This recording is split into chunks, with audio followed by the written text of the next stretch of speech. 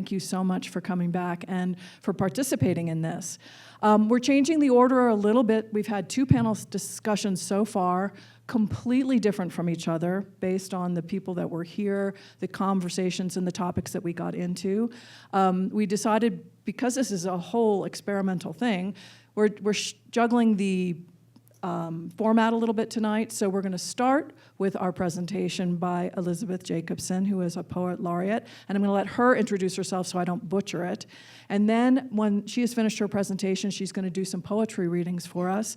Then I will invite the panelists to come up, and we will kind of do a little deeper dive into why we're here tonight. I'll give a little bit more of the lay of the land when we come back. We reconvene after Elizabeth's presentation. I think I'm going to wait to introduce myself when everybody does, and I'll just get right to reading. I'm going to read for about 20 minutes. That's maybe 6 or 7 poems. And I was the Poet Laureate of Santa Fe from 2019 to 2021 during COVID. So it was an interesting time. I'm going to read, all the work I've done as a poet in New Mexico has engaged poetry as a medium for teaching and cultivating community. And I'll talk a little bit about that when I introduce myself more fully. But I just wanted to say that because I've selected poems from my last 2 books. And many of the poems in these 2 books engage creatures from the greater wild world and how they exist together in community, how humans connect with them, revere them, and interfere with them. So I thought with our community theme tonight, I would read some of these poems, and not the darker ones.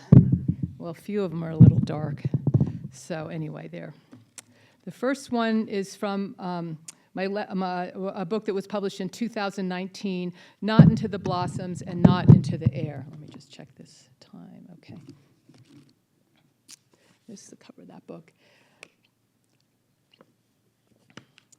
Birds eating cherries from the very old tree. Is that okay, the mic? Okay. I thought I would make a short list of what is not a feeling. Birds are not feelings. Birds eating cherries from the tree are not feelings. This is the best entertainment, I say to myself, watching birds eating cherries. And now I have made a feeling. The robin's beak glistens with a sticky juice. When a cherry comes off a branch, snagged on the sharp point of its beak, the robin flies away with the cherry, perches on a fence post. But the robin cannot eat the cherry if he is holding on to it, so he drops it and goes back to the tree for more. The robin is not a feeling. The deep rust of the robin's breast is not a feeling. But when I recognize the robin as male, because of the color of his breast, a feeling about maleness swells from my center, and I shiver. The magpies take big bites out of the cherries, half of one at once. They squawk and scream at the other birds who ignore them. Listening to bird calls is not a feeling. A very old tree is not a feeling. But when I think of how very old the tree is, a feeling comes. The magpies tug the cherries off the tree, sometimes 2 or 3 at a time. They fly back to their nest and pull them apart like prey. Below the nest, piles of cherry pits lie in varying shades of decomposition. A young sparrow flies from the cherry tree, giddy perhaps from all the sweetness, and crashes into my window, breaking its neck. The bird is warm in my hand, and I have made another feeling. And the last poem I'm going to read from this book, I sort of think of it as a kind of funny Santa Fe poem.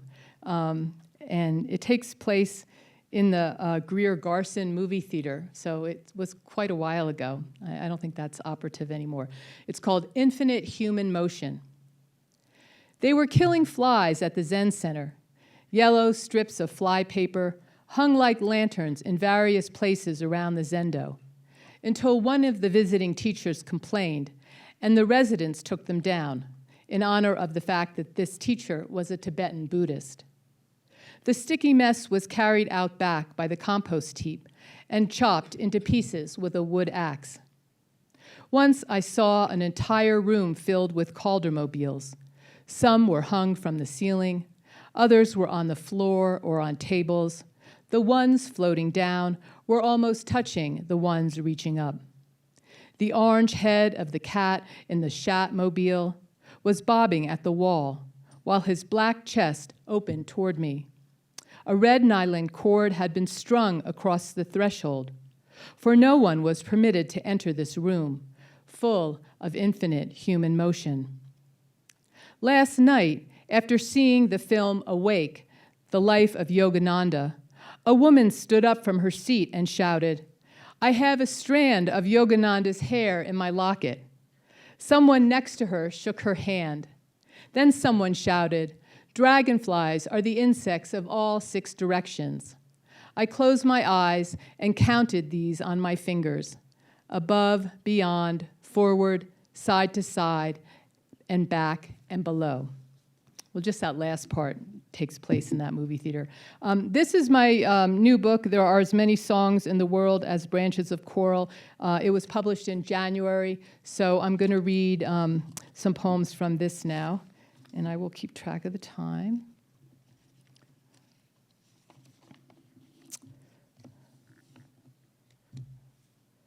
Canyon Road. Driving on black ice, I brake too hard, spin into a 360, and then 2 more. Like the boom of a sailboat, the back of the car slams a dog. In the midnight darkness, I get out to find a coyote, his abdomen torn open. The canine holds my gaze as I cradle his head, one palm above his brow, the other on his snout, and hug him to my thigh until the chasm of his breath closes. An aloneness, not loneliness, comes from the animal. Yellow flecks inside his eyes flash for an instant before they turn to ice. I carefully tuck the coyote's cooling body under pine brush, rest my fingers on his forehead, cover him with snow. Nothing is made less by dying. Waking the next morning in the early fog, I watch a Cooper's hawk fly up and up above the road to scan the world for prey, then spiral down effortlessly, as if it were a single feather, hollow shaft traveling toward white frost.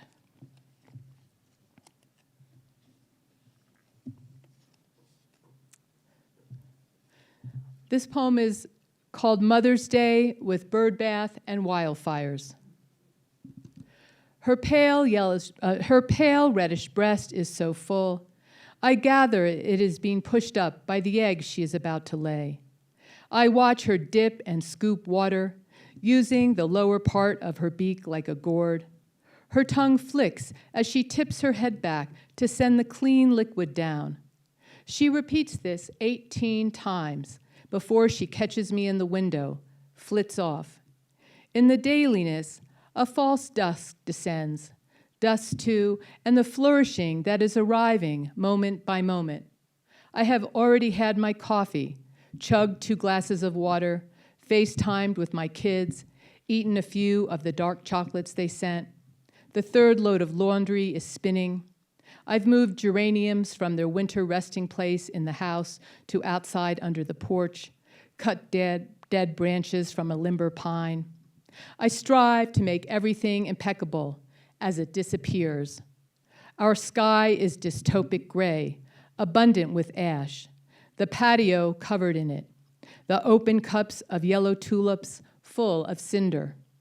Do I actually smell the ozone disintegrating, its metallic scent permeating our air?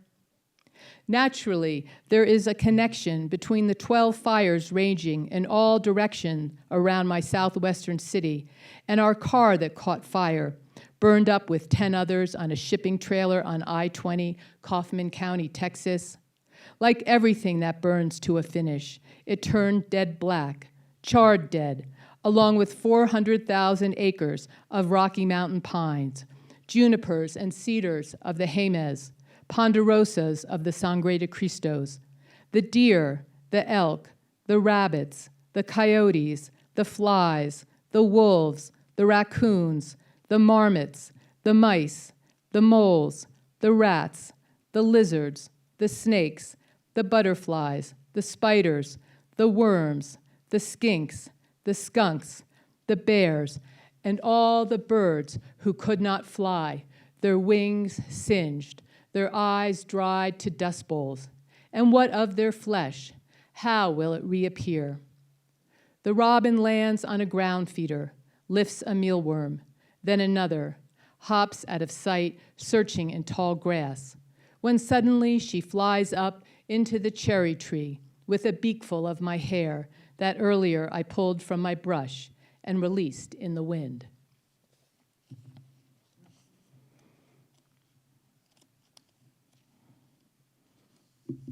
I guess that was a little dark. This one isn't, though. And this poem is inspired by the Vimalakirti Sutra, which is an ancient Mahayana Buddhist text. And it's called Not One, Not Two. The foothills thrive with wild daisies and the warm, soapy smell of a patchy plume. A red ant with a missing black leg pushes a tip of dry grass 3 times its size along the dirt trail, arriving at a small branch where it cannot push the parcel further. I lift the branch and the ant resumes its task. I pass an enormous anthill teeming with movement. Someone has placed a plastic straw in an opening, and the ants tunnel out, landing in a heap on top of each other. In the windy canyon below, a pair of white-throated swifts mate midair. Their eggs will hatch in a nest of twigs and moth, glued to a rocky cliff with their saliva, which ants will climb to lick. On the patio yesterday, I watched a burly carpenter ant get trapped in a web a spider was actively weaving, then work its way out to attack the spider. The insects wrestled on the concrete until the ant had the final swipe and marched off, leaving the spider stunned. An hour later, on my return through the foothills, there is the same red ant with the same piece of dried grass heading toward one of the openings in the big mound. Several from its colony hurry to meet it, and from this ant, 2 workers take the grass tip, carry it in front of their heads into the nest, while others investigate with their antenna the space of the ant's missing leg. So I have 2 more poems for you. Just seeing which ones The sweetness off each other's bodies. Although October days are still hot, I harvest the winter squash, buttercup and turban not growing any fuller on their shriveling waxy vines.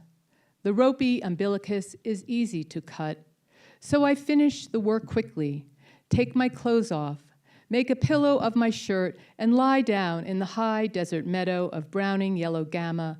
A few blue flax still bloom among the Mexican hats and blanket flowers, whose colors bleed maroon to red to orange to gold, as if washed in warm water.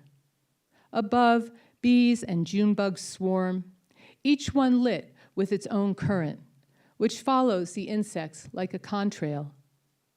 Yesterday, I gathered the honeybees in my gloved hands, dropped them into jars, and dusted them with powdered sugar to kill the mites. The bees become ecstatic when released, eat the sweetness off each other's bodies. Before dusk, I walk into the nature conserve, take my seat on the bench above the pond. All autumn, I've watched 2 beavers gorge on water lilies. Their front paws move like trowels as they scoop the plants quickly into their mouths.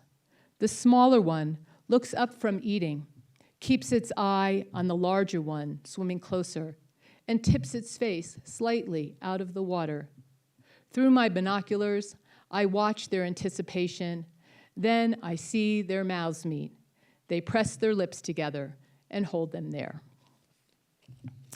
So I did really see that, and it was amazing.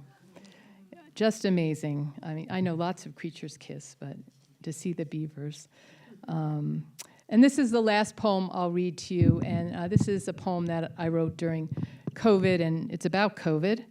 And it was a term, the title of the poem is Collective Effervescence, and it was a term I had read in the New York Times, and I thought it was so interesting that, even during this time, this really crazy time, people managed to somehow navigate toward each other when they were trying to stay away from each other.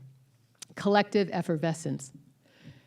It wasn't the lifeless laptop screen packed with opaque frames or off-tinted faces, the skittish connections, zooming in for poetry class, sometimes just a nose or an eyeball appearing, then vaporizing, all of us so weary.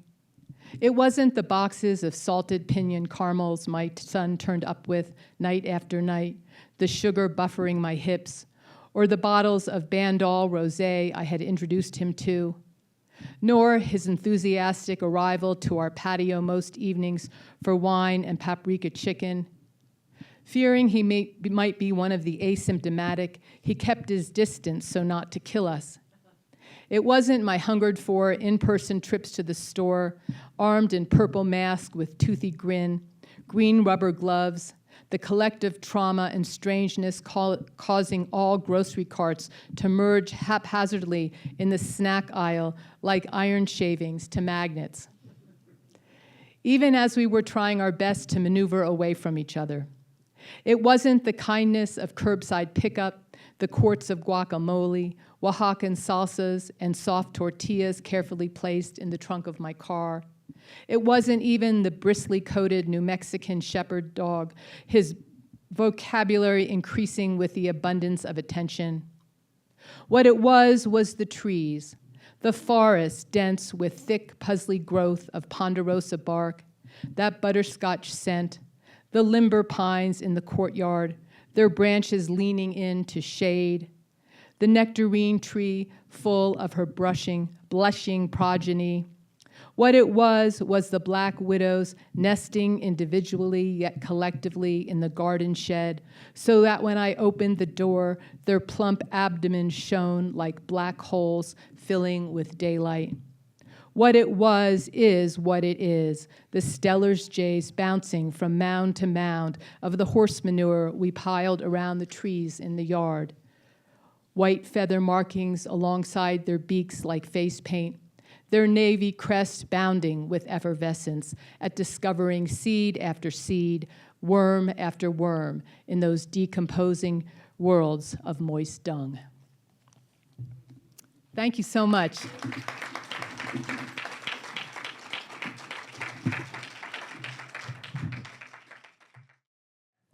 It's hard to even want to interject into the space after that beautiful reading. I'm in a state of reverie. And it's amazing how words can evoke such an experience that we all share. I mean, every one of those poems had some element in it that we can all relate to, and it really brought us together as a community, just these beautiful sketches of words. I'm always amazed by poetry. So a beautiful way to start the evening and to get into a conversation about community and collaboration and what the experience of being in Santa Fe is all about. So my name is Lily Pierpont. I am the executive director of ArtBridge, and our mission at ArtBridge is to cultivate creativity and gather community through catalytic conversations. And one of our initiatives is a podcast called Art Storming.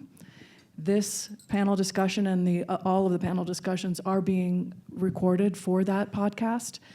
And tonight we're just going to go deep into part 3 of this catalytic conversation for community.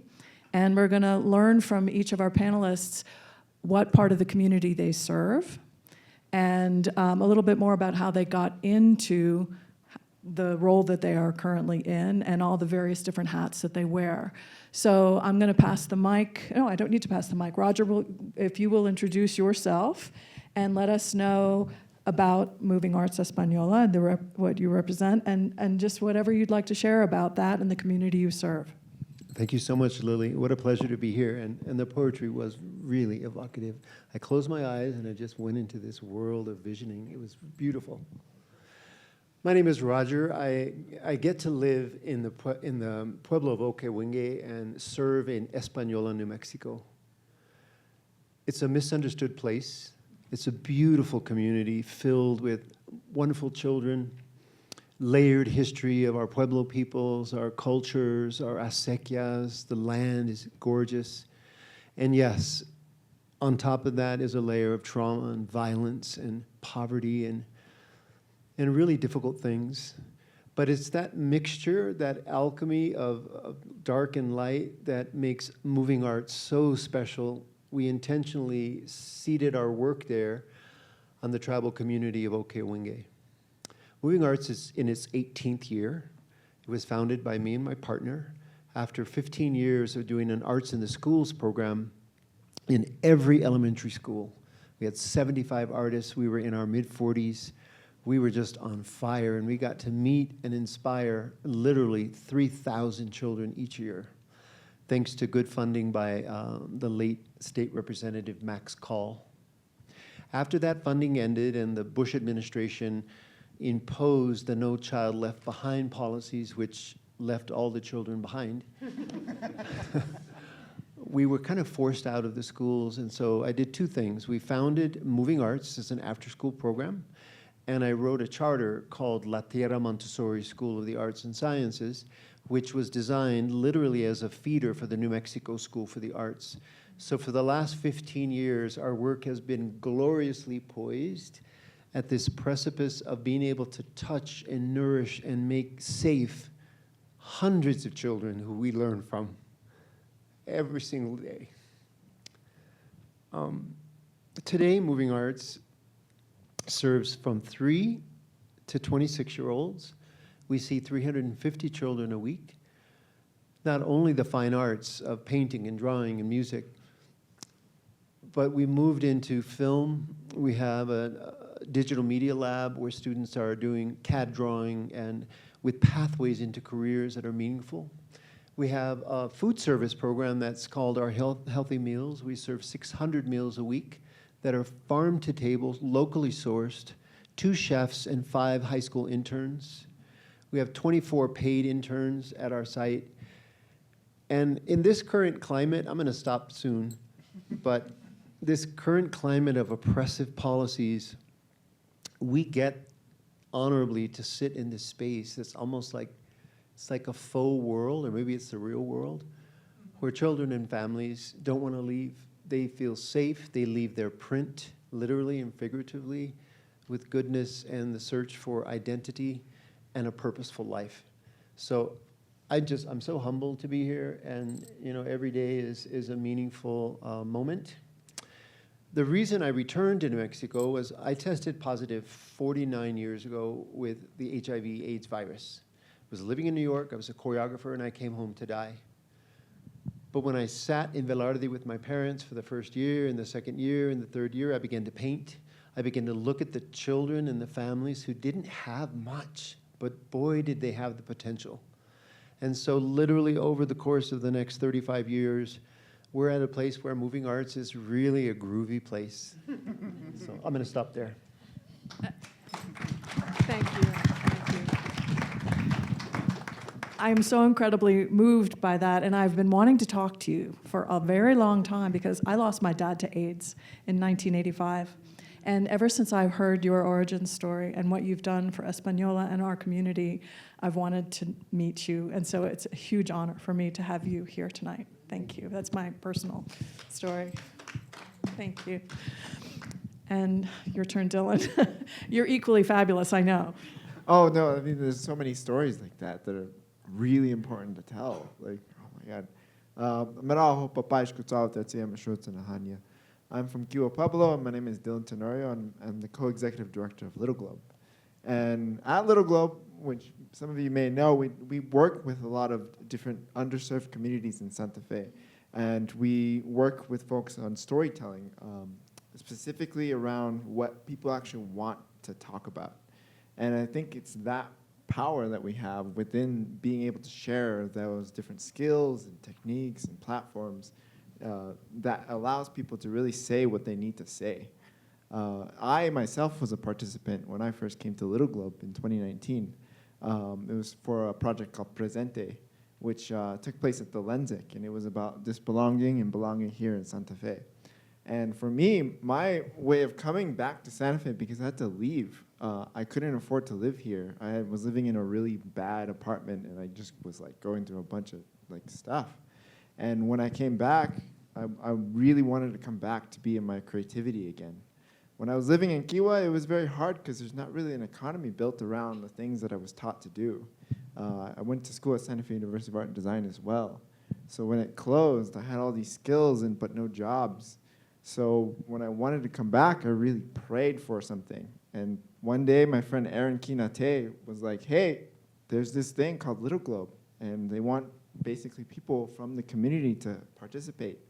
So I came through, and like I was really interested on like what was going on, and they really said, well, tell us what you love about Santa Fe, and tell us what you don't like about Santa Fe.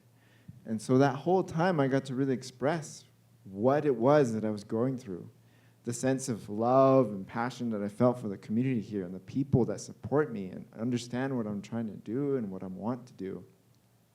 And also the fact that I couldn't afford to live here. Like the fact that there's nothing around that would allow me to be able to stay here. I would have to go through a big city, you know, to actually be able to practice what I practice, the art that I do, the multitudes of stories I would want to tell. And Little Globe was right there, you know, trained professionals, people who were really in the actual art of storytelling, filmmaking, dance. I see Danielle here, and it's just like all of those crew really helped us in terms of figuring out what it is we wanted to say and what it is that we wanted to present on the stage itself. So for me, that overall group that we serve are the people of New Mexico, those people who may not have had the microphone or who may not have had the access to technologies or skills or abilities to be able to say what they want to say. And with that, we can really thrive. And I've seen it happen before. My co-director also was a Presente participant as well, Aurora Escobedo. And she too went through the ranks and understood the overall dynamics of like nonprofit work, but also mentoring and working with students. So for that, like we were able to work with community members to understand each other and to be able to grow with one another. So that's kind of my answer to that question. I mean, like all of the stories that you just told also relate to that too. I mean, like everything about that. Growing up in New Mexico, there's just so little of those possibilities. But when you have people who have passion, you know, bring that through. That's like the thing that we need for sure. We need to work together. Yes, yes. Yes, there's a collaboration in the making right there. Yeah. Great. James? Hi, everyone. My name's James. I'm the executive director of Make Santa Fe. I also sit on the board at Santa Fe Playhouse. But today, I'm going to wear my Make Santa Fe hat, because I think that's probably the reason why I was invited to be here, which... You're invited for all the hats you wear, truly. Yeah. So if you don't know, Make Santa Fe is a makerspace. That's a community workshop, essentially. We have about 11 functional practices that range from woodworking and metalworking all the way to blacksmithing and ceramics. And then we also have things like laser cutters and 3D printers and all of the software that you would need to be able to utilize all of those things. And we let anybody in the community come and use those very expensive tools. But we don't just let you use it, we also train people on how to do that. So we have a whole series of classes in all of those practices as well. And then we also have a community.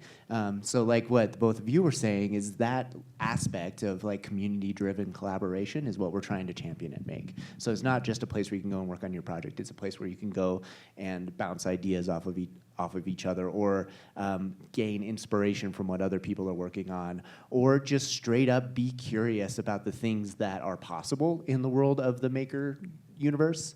I got started in that whole project through theater, actually. I studied theater and worked pretty extensively on the East Coast, and when I moved to Santa Fe, I discovered that I couldn't make a living doing theater.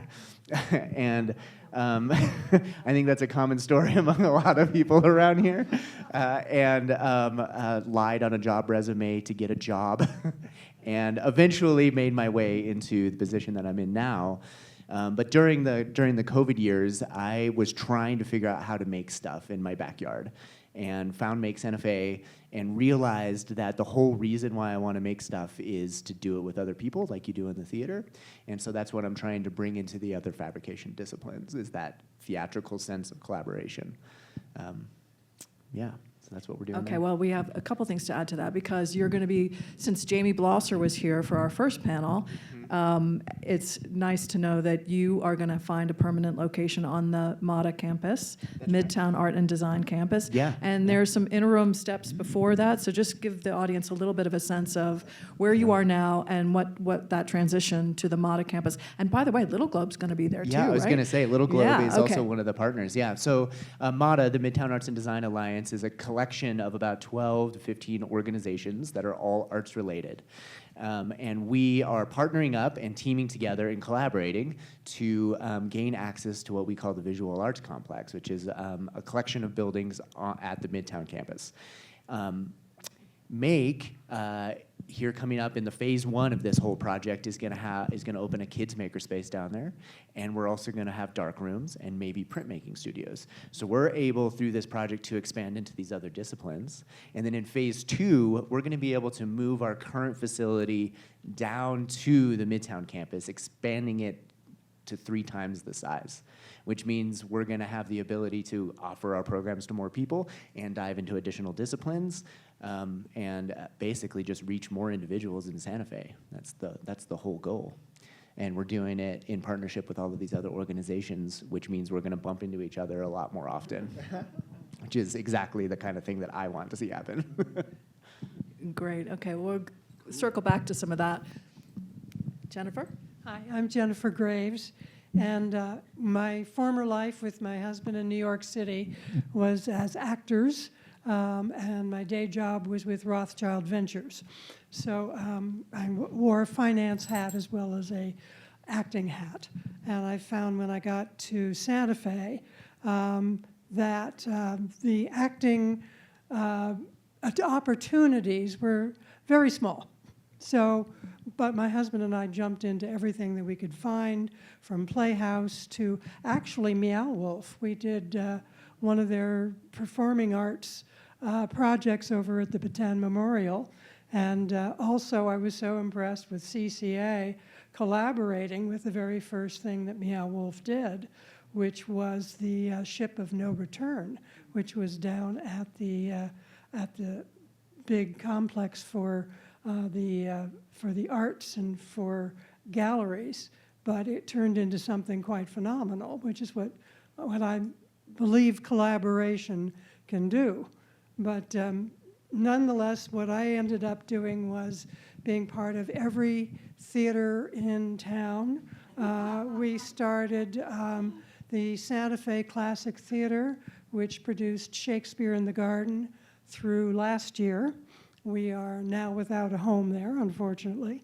We also started Theater Santa Fe, and we have Keita Mahaffey, who is here, who is taking over that wonderful collaborative venture where we realized that all the theaters were fighting against each other for what they thought was their 40-people audience, and they were all claiming this was my audience.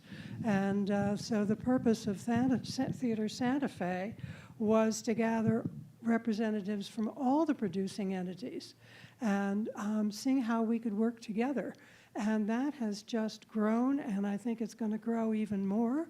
Also, there was a wonderful entity that I was one of the founding members of called Theater Lovers Club, where we focused on audience participation, where we tried to get audiences to see all the different productions in town instead of just the major ones.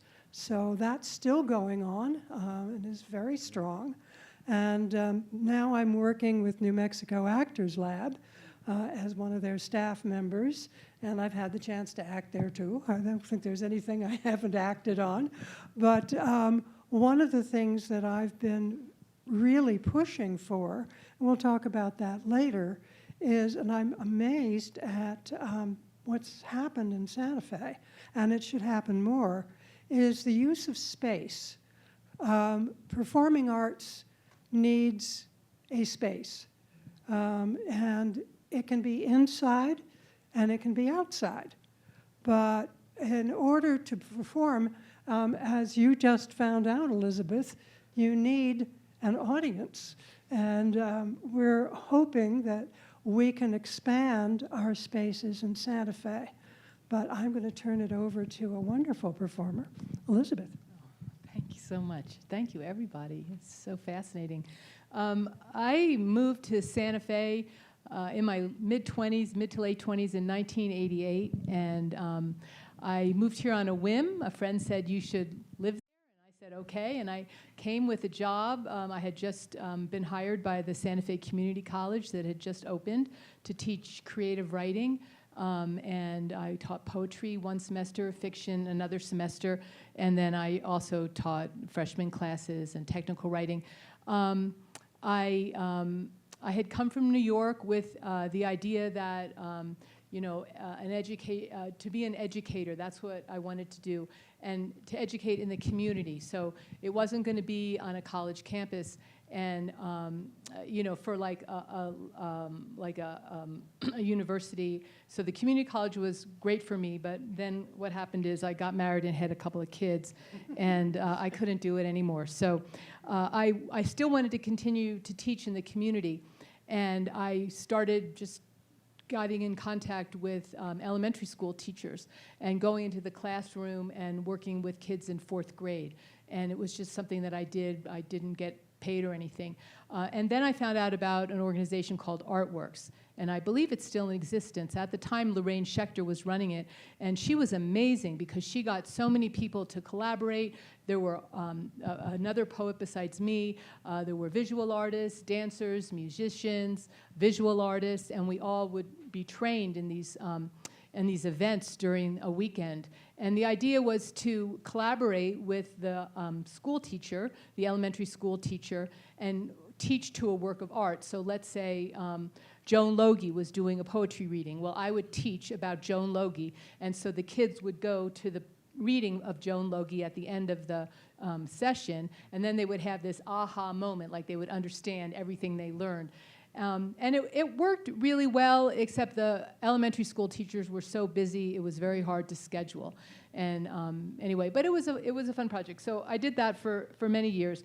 And then I started the Wingspan Poetry Project, teaching in the local shelters. And that project got, I started that project, I just took some notes because I can't remember too much anymore.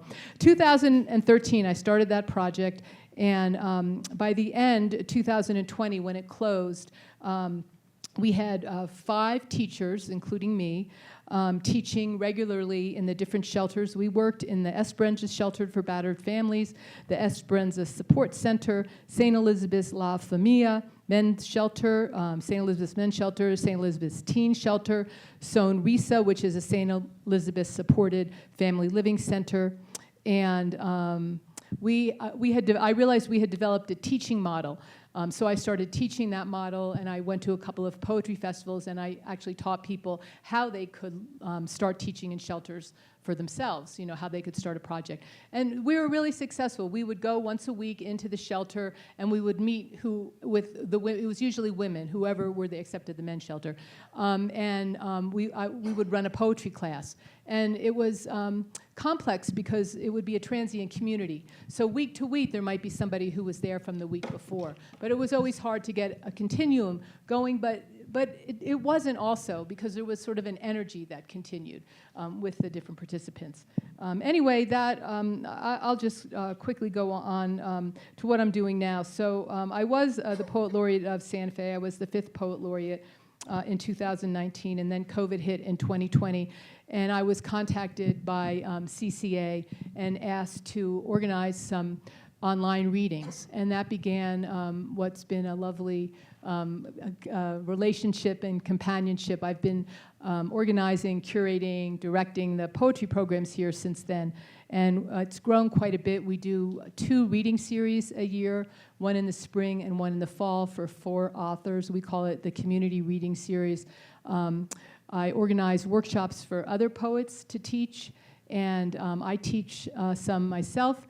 And we have a grant from the Witter-Binner Foundation that pays for a lot of it. So it's been really rewarding and just such a great place to work.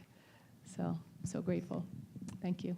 Thank you so much. Hand for everybody, yeah, for sure. It's amazing to me that after, this is the 3rd panel, and I guess we're 15 or 13 or so panelists in, each who brings such an important piece to the kaleidoscope that is our Santa Fe arts community.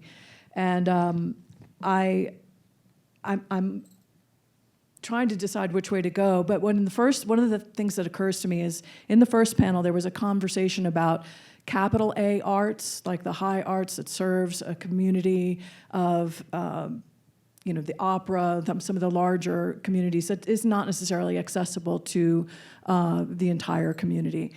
But what we have up here are the champions of the people who are bringing the arts to the entire community and to at-risk community and to underserved community. And there is a panel discussion happening right now on the East Coast, the title of which is Arts as Civic Glue. And I feel like this panel represents that. And it's so wonderful that this is now part of the conversation. And this is part of a larger conversation that is, I think, asking the question, how do we bring a creative economy to Santa Fe and make that a sustainable way forward for us? Because Santa Fe obviously has been steeped in an artistic community since forever. And it's been through several iterations, as you've seen, Roger. And so I guess my next question is, obviously, we're too invested in the artistic community that is Santa Fe to let something like a current administration take us down. But what does that look like? What keeps you up at night in terms of the current situation, since you've weathered a few? What's unique about right now that affects your particular organization?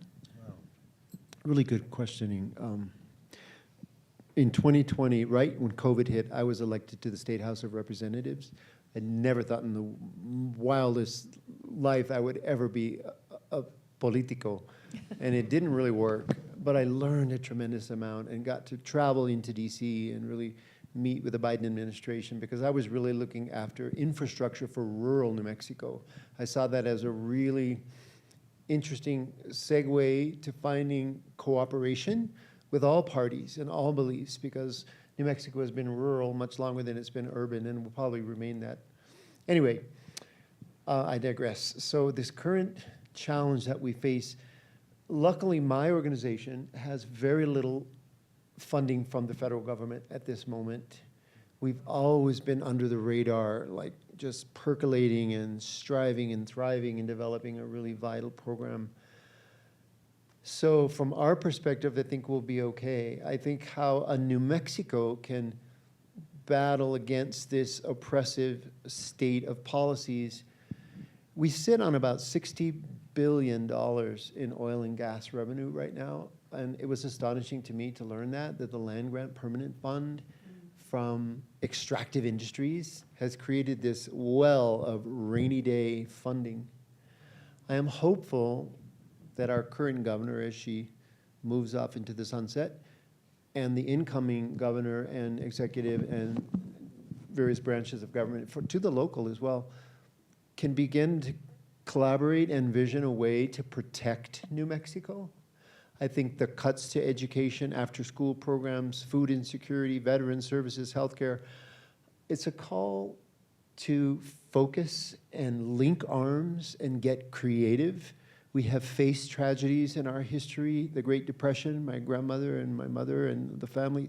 That was a time of renaissance. I mean, they dug deep and they took care of each other.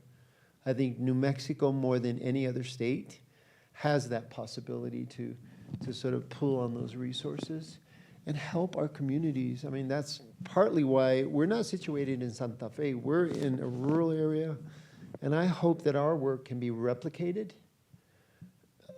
in a way that just is cost-effective and really impactful to public health and wellness for all children and families. So I don't know if I answered your question in any No, cogent way. that's perfect, and I think we just kind of go down the line and then we'll start to weave a tapestry of possible solutions, because one of the things that I'm clear about is that creatives don't take crises just,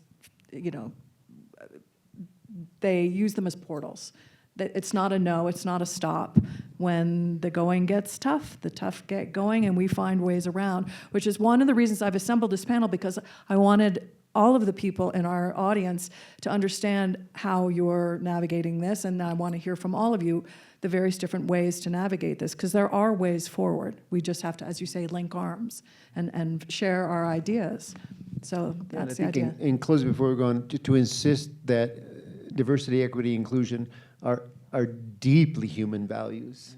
They're the foundation of how a civilization can just thrive, and we have to insist on those in the face of this oppression that's is kind of suggesting that we erase those, and it really doesn't settle. So I think we need to be activists, we need to be humanists, peaceful protest, and insistence on the right action. So I'll shut up now. No, don't shut up. I think in my mind, when I hear that question, I want to rephrase it to what strengths do you have during this time? Perfect. Thank you. And for me, I find myself really looking into my ancestral past, of course. That my people have always struggled against various forms of tyranny and various forms of genocide, as well as various forms of ethnic cleansing. So there's this need to understand how we're able to even gather together in that plaza back at home in Kiwa. Like, how are we able to actually go through all these different tumultuous moments in our histories and in our families, and be able to still come together in that plaza, to be able to dance, to be able to see our ceremonies and our cyclic motions throughout this moment. I think that strength really comes when we're actually making stuff together. I think that when we're doing things on a cyclical basis, actually talking about the struggles, the things we're going through, but also the things we can champion, and also the things we love about what we're doing. I think the more and more we're sharing with each other, I guess that can create a better way for us to really build together. There's a certain period of time when we actually get together in the Pueblo to build some of the older buildings, like the Kiva, for example. In that area, there's a lot of people that actually participate in that. But it's the activity itself that creates the culture. Because it's we're rebuilding this aspect of our buildings, of our people, this Pueblo, but it's the activity itself. You're there with your cousins, your uncles, your family. Maybe your aunt is over there, your grandma. They're making food. Everybody's there. There's not anybody who's missing in that way. And I think that when we have things like that in Santa Fe, there is important moments where we can come together like that. And it's not just fiestas. It's not just India Market. It's more of a coming together to really create things. And I'm not sure if that has happened yet, but I feel like in this time, especially in this moment, we have to stand strong together like that. Because they don't understand it. They're completely in a moment of isolation and ownership, as well as complete control. But we ourselves, in this moment, can become a better community where we're actually listening to each other, but also creating stuff with each other.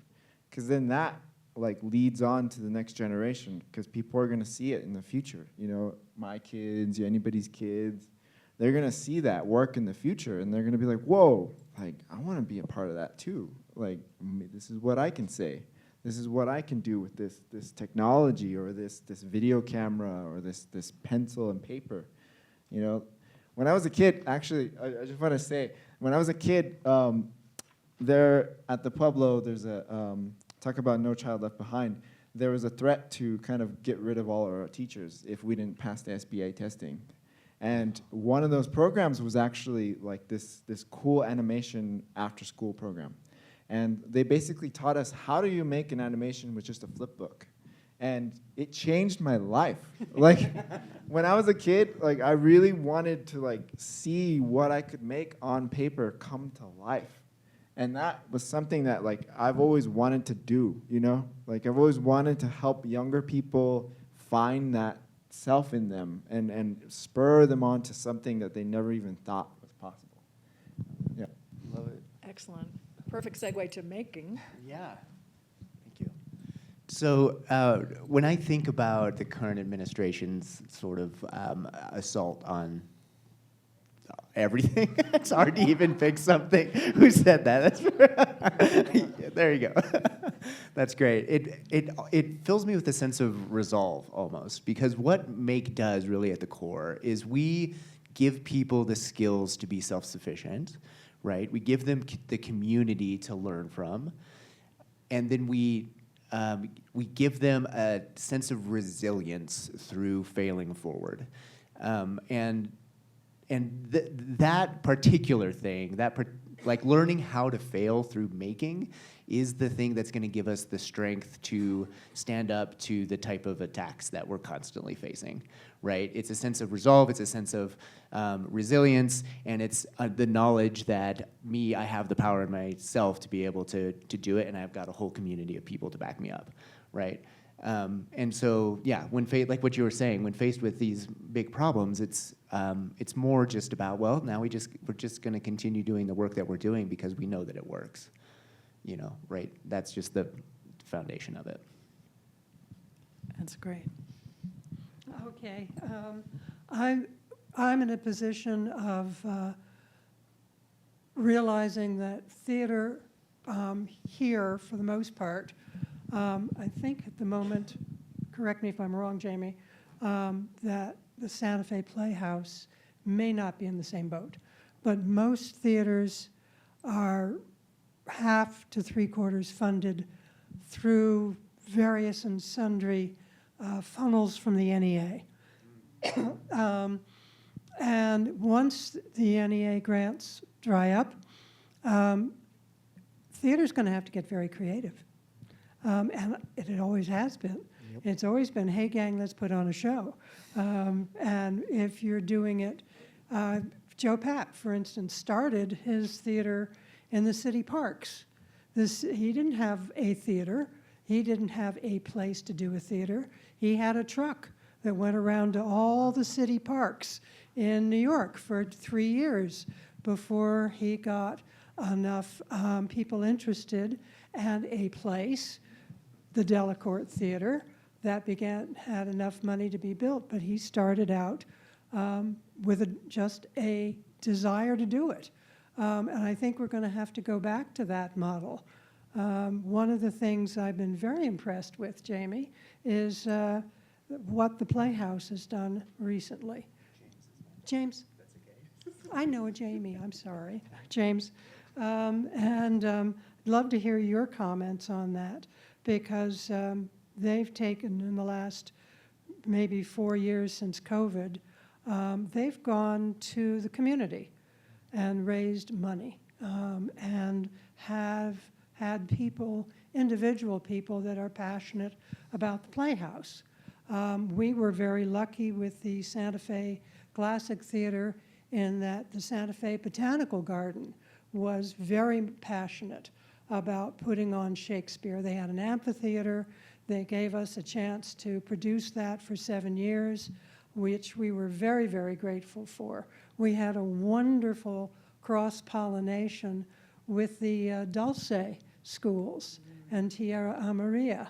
The first year we were able to bring Comedy of Errors up to them because they had enough people in Tierra Amarilla that was willing to pay for our travel And then we had enough people, schools in the Dulce area, that raised funds to bring school buses of about 100 kids down to see Much Ado About Nothing, who had never seen a Shakespeare play.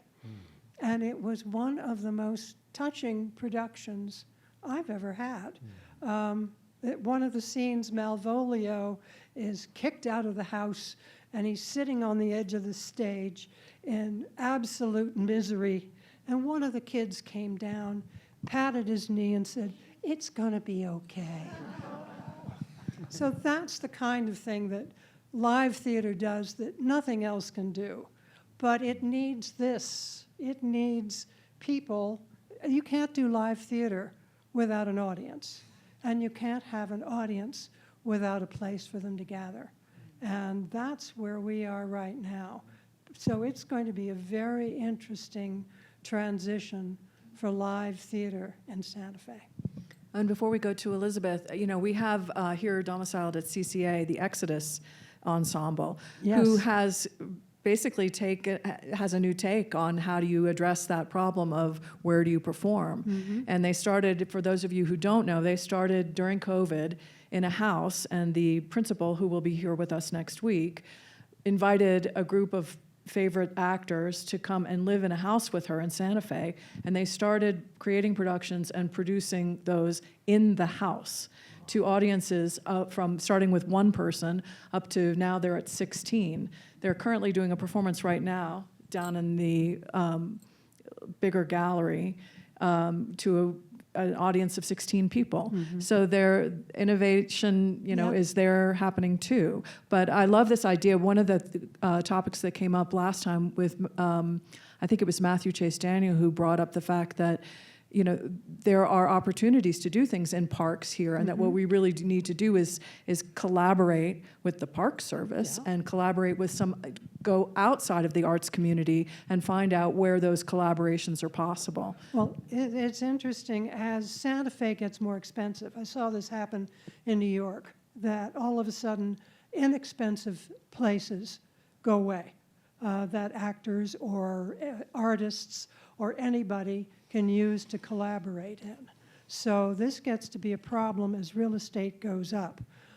There were, let me just list the people that have lost performance spaces recently. Wise Fool, Theater Grotesco, Theater Santa Fe, which is our umbrella organization, Santa Fe Classic Theater, the Exodus Ensemble, as you mentioned, Warehouse 21 no longer has its warehouse. NMSA is looking for a real performance space. There are all sorts of creative collaborations that are starting to happen. The Playhouse, for instance, is now collaborating in a wonderful production with the Scottish Rite. And it's a fabulous collaboration of space and energy. But the amount of spaces that have been lost. Scott Harrison was looking for rehearsal space all over Santa Fe for his wonderful production of Grace, and finally found something out at El Dorado that we could perform in.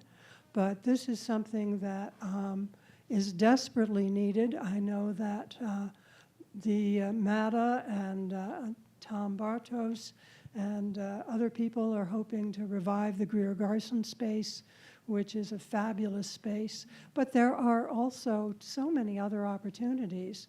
And anytime there's a tectonic shift, which there is right now, this is a wonderful time. I think there was somebody last week gave a wonderful quote: "Disasters create opportunity." Yeah, that's great. And there's also vital spaces. And I know that one of the reasons that I wanted to gather this forum is I think that there are so many wonderful things happening, but we don't necessarily know about each other. I mean, just for example, on the first two panels, people were meeting each other on the panels that did not know that each other existed. On the panels today, some of you had met before, some of you hadn't. Some of you out there may know about these organizations already. Some of this might be new information. So just getting this dialogue going and the exposure, I think, is worth, the price of admission, so to speak. But so Elizabeth, what's your experience with the school programs? Well, I think the horror of what we're experiencing now is overwhelming and exhausting, and there's an inclination to just stay home, and not venture out because it's difficult. And I think so. I think it's so important, like for the work that I do, to raise awareness and get people to show up. And we had, and it's really hard.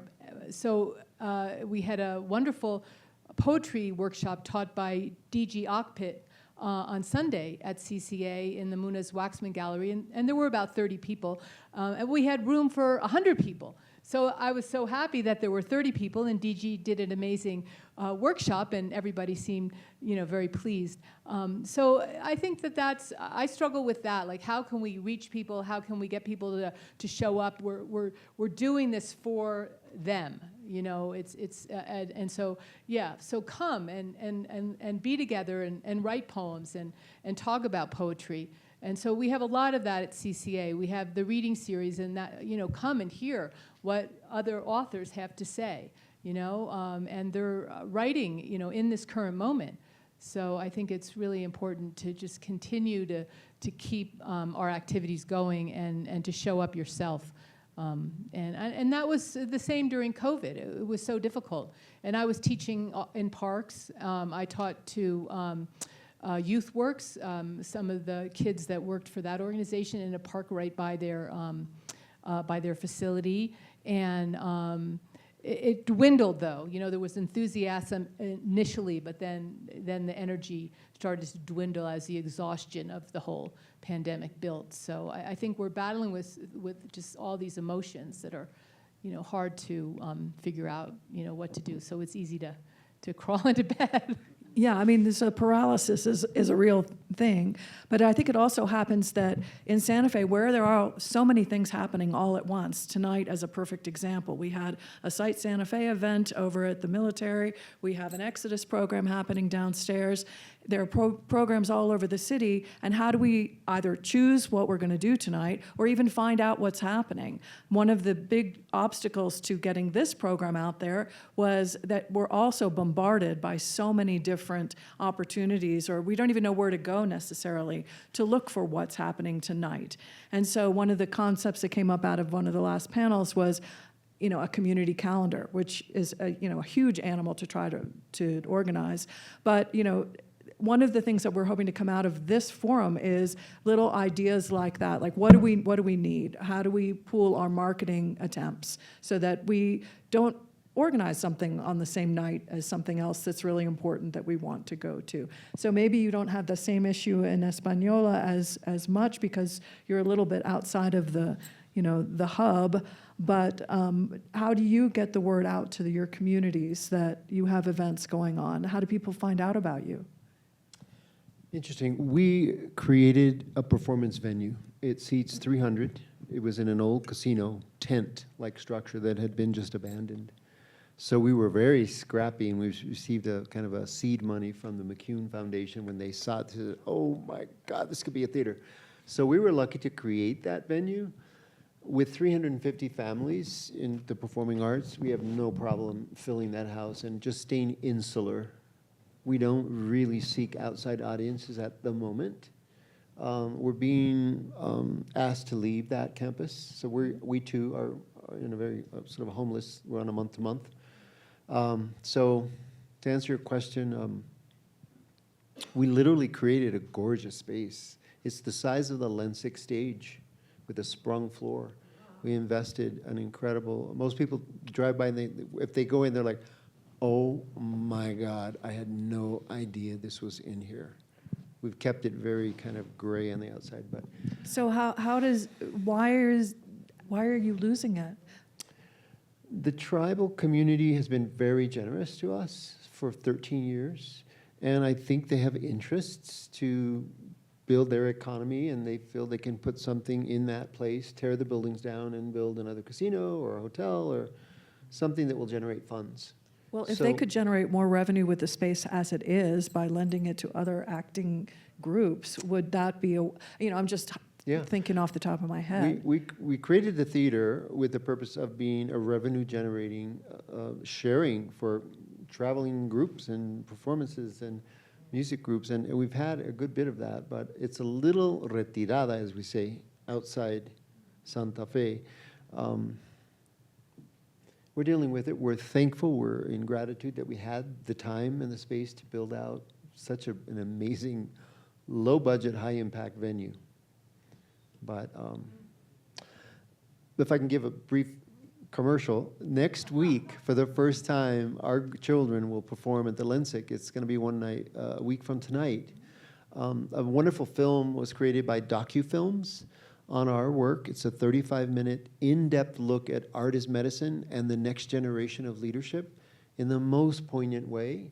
It has won a selection award at Cannes Film Festival just 6 weeks ago, and 10 other worldwide festivals.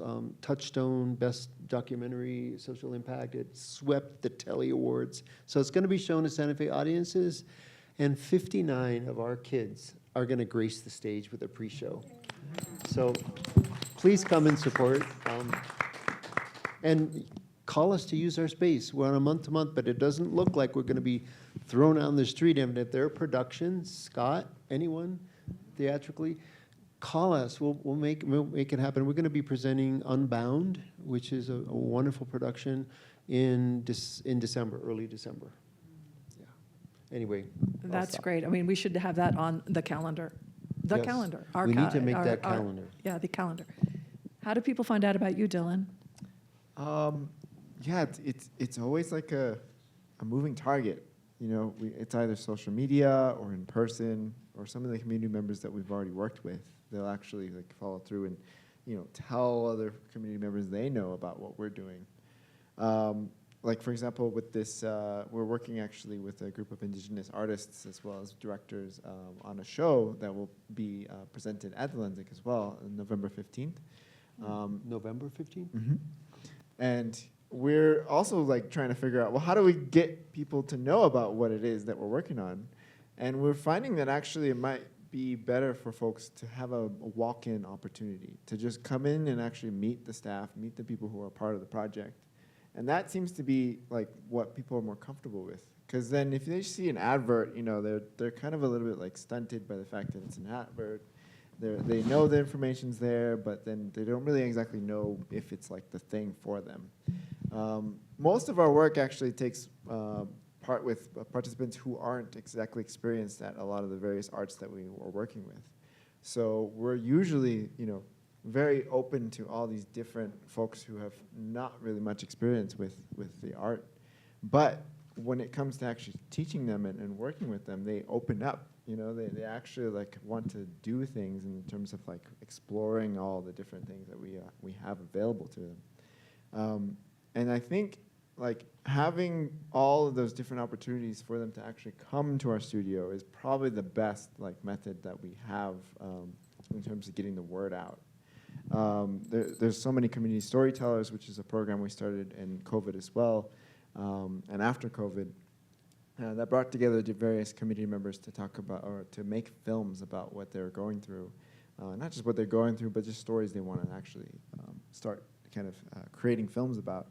So is what you all do mostly making films, taking the stories and making those into films? That's what we've been doing since COVID, and that has been something that I think is more of an adaptation.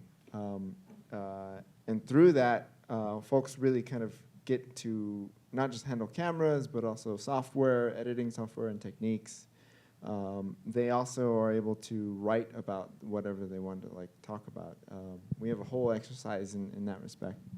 But when it comes to allowing people to kind of see that process, I think that's kind of where people can start spreading the word on what exactly we do.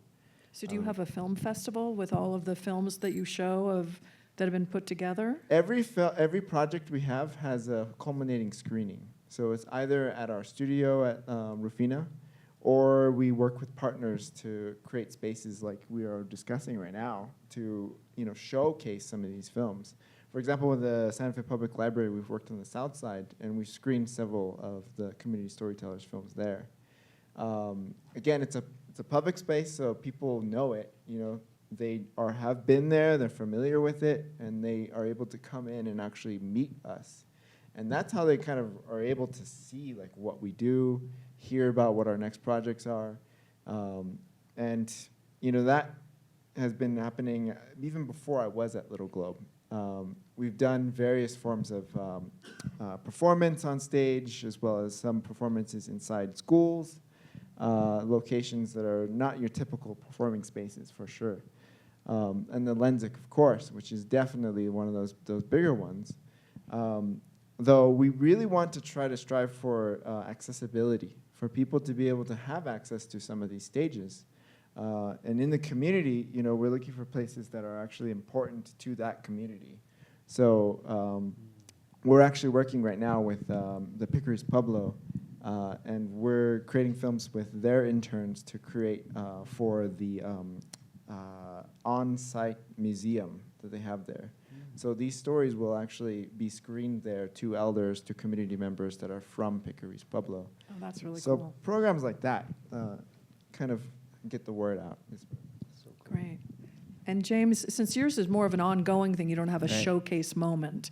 So, you know. Yeah, you- our model's a little bit different. I'll give you a little bit of background on basically how Make reaches the community, right? We've got a membership program, so people can pay monthly and come in and use our space. But then we also teach classes, and that's really what we're trying to advertise and get the word out about is our classes. But on one hand, we're in a little bit of an advantage because our class sizes are so small. We only really teach 4 to 6 people in every class. And so it's more of a question about expanding our classes than it is trying to find new audience, right? There's too many people that need to take advantage of Make, and we don't have enough capacity to serve them all. And so we're looking for space in a different sense. We need a big, fat, huge warehouse, right? Not a performance space so we can put all of our shops up. And so we've already talked about how do the artists that you represent, the actors and the theater groups, how do they get the word out, especially a calendar event where you have performances, competing venues, et cetera, et cetera? Well, we have a wonderful organization called Theater Santa Fe, and they have sort of the umbrella organization that promotes theater in Santa Fe, but also tries to get theaters to collaborate. One of the interesting things that we're working with right now is a dearth of hard spaces. So we've got the thank God, the Santa Fe Playhouse. We have the New Mexico Actors Lab, which has taken over a space. We also have wonderful Argos McCallum, who has his theater right there. So we have 3 actual ongoing theaters. But what is interesting in this time, I think we have to get out of the edifice complex, if you will. One of the things that I think is going to be fascinating to me is that you've got a lot of groups you look on the Theater Santa Fe website, and there are huge amounts of groups. Over 40 theater companies, not enough space for the theater companies. So if we can find a way to work with all of our wonderful park spaces, if we can work with outdoors, we did wonderful collaboration with the garden space, which we no longer have, but that doesn't make any difference. There's still other spaces. We've got the Greer Garson campus that we're looking to expand. So does the Santa Fe Theater ensemble or whatever the group, do you have a website, a centralized location where all of the events that are happening are coordinated so that there's no overlap, so that you aren't competing for that time and space, Well, et there is cetera? a wonderful organization called Theater Santa Fe that does just that.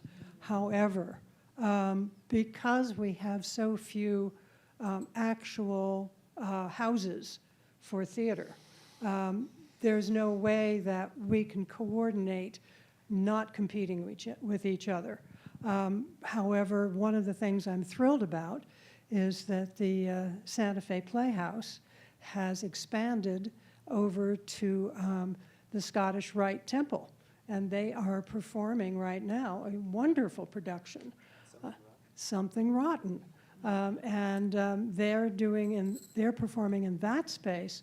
Also in their own space, they're doing some wonderful collaborative work and experimental work, because they have the opportunity to do another theater space, which is a much bigger audience, which is the Scottish Rite Temple. But their own space, they're creating their sort of groundlings, if you will, wonderful new productions, new people that are coming in that wouldn't normally have a chance to do theater. But a lot of this is under our wonderful umbrella. Keita Mahaffey is here. She's just taken over the organization called Theater Santa Fe, which is the umbrella organization. But because funding is now getting to be a problem, we're going to have to get very creative. And I think one of the things that's happening is when that happens, when the institutions disappear, all of a sudden the groundswell of people that want to create are beginning to connect with other various and sundry organizations. So I think lots of interesting things are beginning to bubble up just because the institutions are no longer getting funded by the NEA, if you will. So it'll be very interesting to see what happens to Yeah, one of the theater. conversations that we've been having on both panels is this opportunity to really, shift the paradigm. And that it's by necessity, but it's gonna produce some great possibilities. So when we come back, we're gonna take a break, a little bio break, and when we come back, let's come back in about 20 minutes if we can, get seated and get started into the second section. There are index cards outside on the little round table. Anybody who would like to contribute a question to the second part of the panel discussion, whatever it is you'd like to hear about. I mean, I've got some prepared questions, but we'd love to hear from you because this is about you, and you're here as more than just participants. You're an active part of this conversation, so this is your opportunity to really do that. And it's a little bit easier for me to read a question from you all than it is for me to pass the mic around the theater. Okay, so you're on a break. Please come back in about 20 minutes and mingle and talk to each other.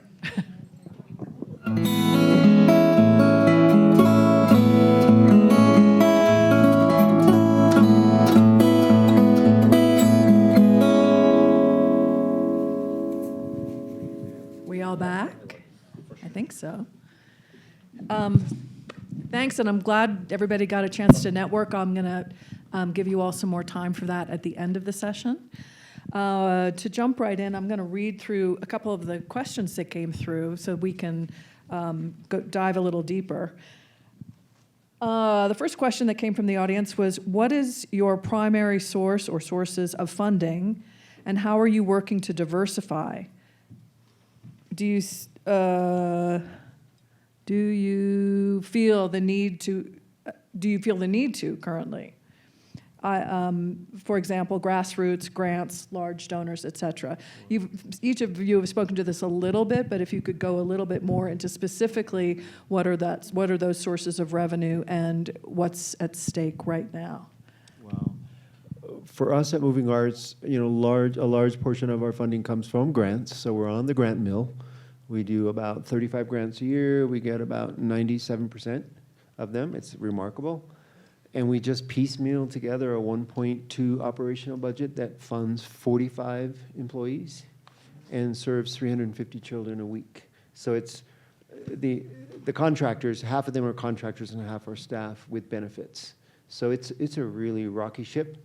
But what we're doing to diversify right now is we've always been a very responsive organization.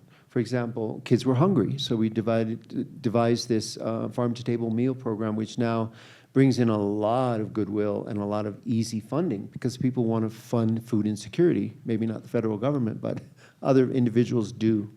We don't have to write grants, they'll just give us checks. That's amazing. One of the other projects that we just started is a youth diversion program. It's one of the state's first, where we're looking at diverting youth, juveniles, from the criminal justice system directly from the DA's office. It's in partnership with UNM. It's called Pivot, providing innovative and vital opportunities for transformation. We just got a massive private grant from the William T. Grant Foundation back east and Robert Wood Johnson to really expand it in a place where, rural children especially brown rural kids, are really at peril. Law enforcement comes in and they just impose this radical response which criminalizes the children and puts them in this, they're on the precipice of crossing that line, and then their lives are forever tainted and stigmatized, and you know what happens.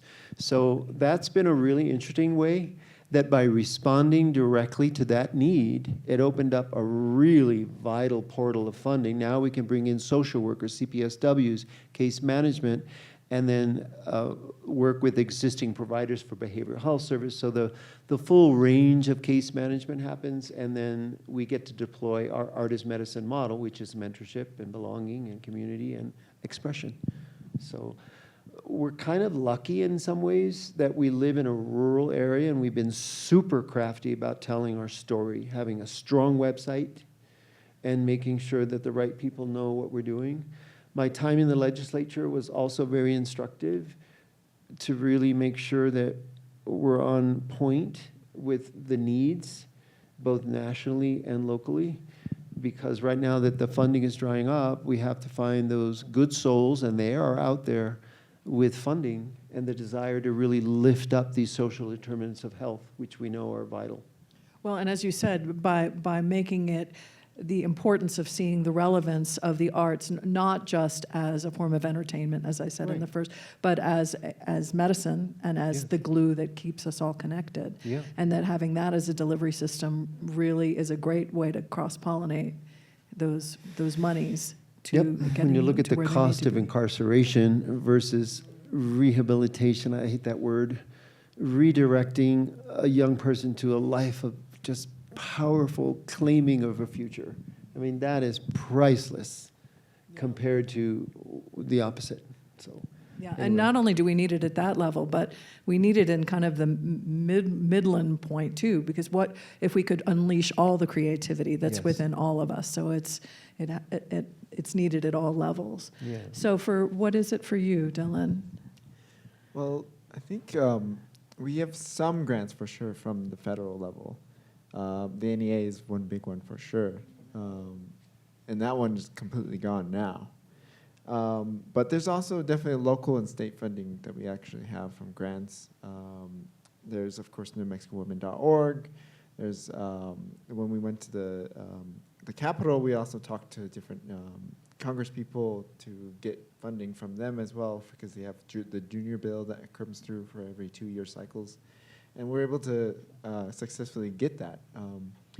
But it was, of course, making a strong argument and as well as a strong website, showing our work to the Congress people to let them know that this is important work, that it allows for themselves to also see what their constituencies are going through. We also have philanthropic funding as well from the McCune Foundation, and there's others that are there. We definitely have those funds over the course of these past 5 years, especially after COVID. The main thing that got us through COVID definitely was the Save America Act. I think it was the PPP loans. Yeah, so we're able to have that, and that was a really great way for us to help us through that tough time. So there's a lot of those kinds of funding that we have really had the opportunity to get, especially with our grants team. I think we had submitted, like, for example, in like 2023, we had submitted, I think, like 15 grants, and we awarded, I think, 13 of them, because of our grant writing team was just just really strong. And do your grant people, is there a single resource where people can go and find out what grants are relevant to them and what's available Yeah. in terms of money? Yeah. Mm-hmm. And it's usually through past partners, but also just through people who know our work. We also have a few private donors as well. They have just see our work and they are aware of the work that we do. Also, we don't receive completely just money donations. We receive gear as well. So sometimes we'll have folks who know what kind of needs we have, especially through technology, be it like speakers or cameras or any other small sort of things that are from technology sources. So we're very happy for folks who know us directly locally.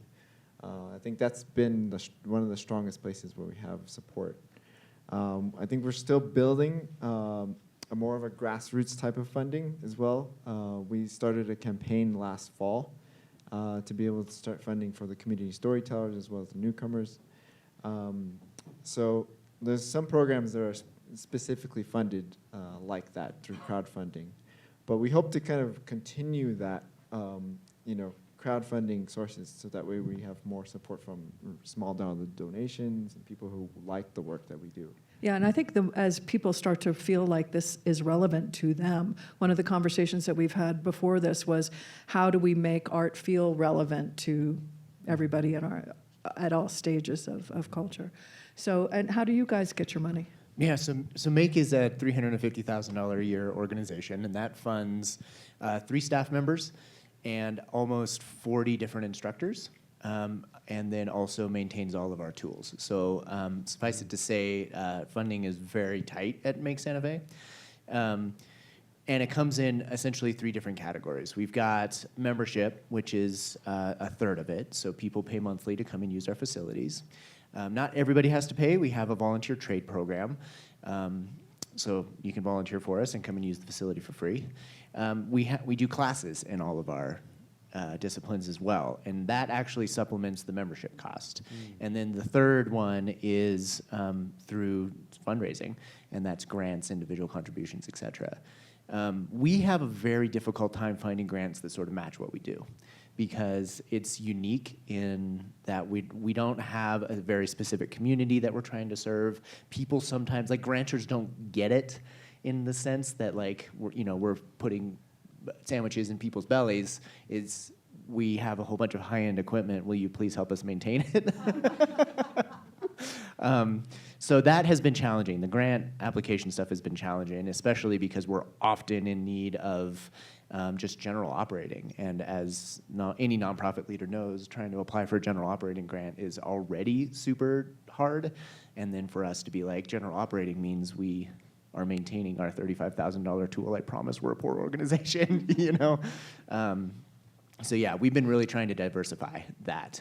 One of the things that I have learned as an executive director is trying to lean into grants and make them too big a piece of the pie really put your organization at risk.